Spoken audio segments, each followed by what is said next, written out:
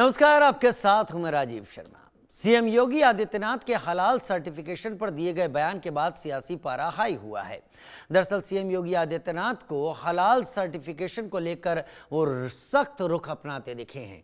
इसके साथ ही उन्होंने लोगों से अपील की कि सामान खरीदते समय ये जरूर देखें कि कहीं उस पर हलाल सर्टिफिकेशन तो नहीं लिखा है। उन्होंने चेतावनी दी कि हलाल सर्टिफिकेशन के नाम पर भारत के ग्राहकों का शोषण हो रहा है और इस पूरे कारोबार का पैसा आतंकवाद, लव जिहाद और धर्मांतरण जैसे षड्यंत्रों में इस्तेमाल होता है। सीएम योगी के बयान के बाद हंगामा मचा। लगातार सियासी रिएक्शन सामने आ रहे हैं, लेकिन सीएम योगी आदित्यनाथ का एक स्पष्टीकरण यहां पर इस बात को लेकर भी बहुत है कि हलाल सर्टिफिकेशन कानूनी तौर पर कोई मान्य सर्टिफिकेशन नहीं है। इसे भारत सरकार की तरफ से किसी तरह की कोई मान्यता प्राप्त नहीं है।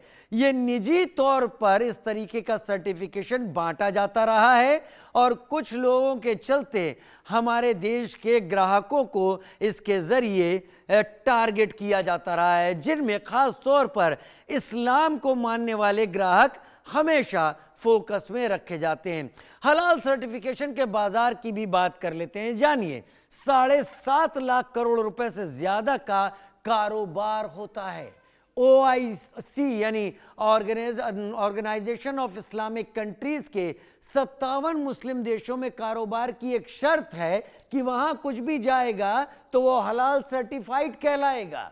हलाल सर्टिफाइड उत्पाद के कारोबार की शर्त ये उन मुस्लिम देशों के लिए है। वैश्विक कारोबार में 19% हिस्सेदारी हलाल सर्टिफिकेशन की है, लेकिन ये हलाल सर्टिफिकेशन उन देशों के लिए है, न कि भारत के लिए। और इसी बात पर उत्तर प्रदेश के मुख्यमंत्री योगी आदित्यनाथ ने अपना तल्ख रवैया सामने रखा है।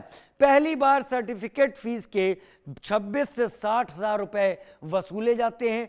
कौन कौन वसूलता है ये भी आपको बताएंगे, लेकिन भारत में कितनी वसूली हो रही है, किस तरीके की वसूली हो रही है, ये भी आपको बताएंगे। भारतीय कंपनियों, होटलों को इसका सर्टिफिकेशन लेना पड़ता है, जिससे कि वहां आ रहे जो मुस्लिम है दूसरे देशों के, वो इस बारे में बहुत कुछ सोचें। 80 हजार करोड़ रुपए से ज्यादा की फीस वसूली जा रही है। जी हां, 80 हजार करोड़।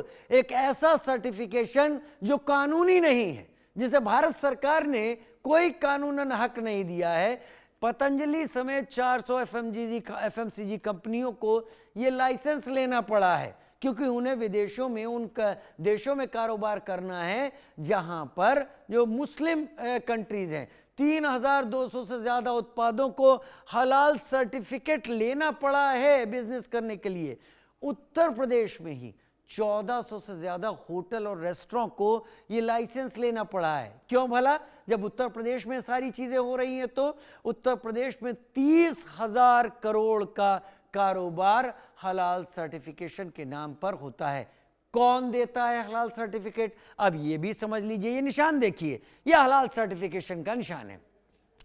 हलाल India private limited, Jamiat उलेमाए Maharashtra, Jamiat उलेमाए Hind हलाल ट्रस्ट, हलाल certification services India private limited.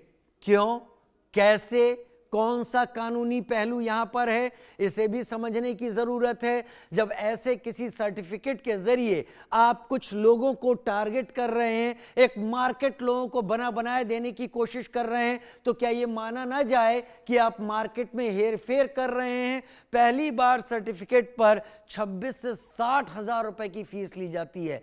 हर प्रोडक्ट के लिए अलग से 1500 रुपए का सर्टिफिकेट। सालाना रिन्यूअल कराइए, 1500 रुपए का सर्टिफिकेट, सालाना रिन्यूअल वो 40 हजार रुपए। प्रोडक्ट की हर खेप के सर्टिफिकेशन का चार्ज, प्रोडक्ट के ऑडिट के नाम पर फीस। एक कंपनी से औसतन 2 लाख रुपए की वसूली कर ली जाती है और इसी पर उत्तर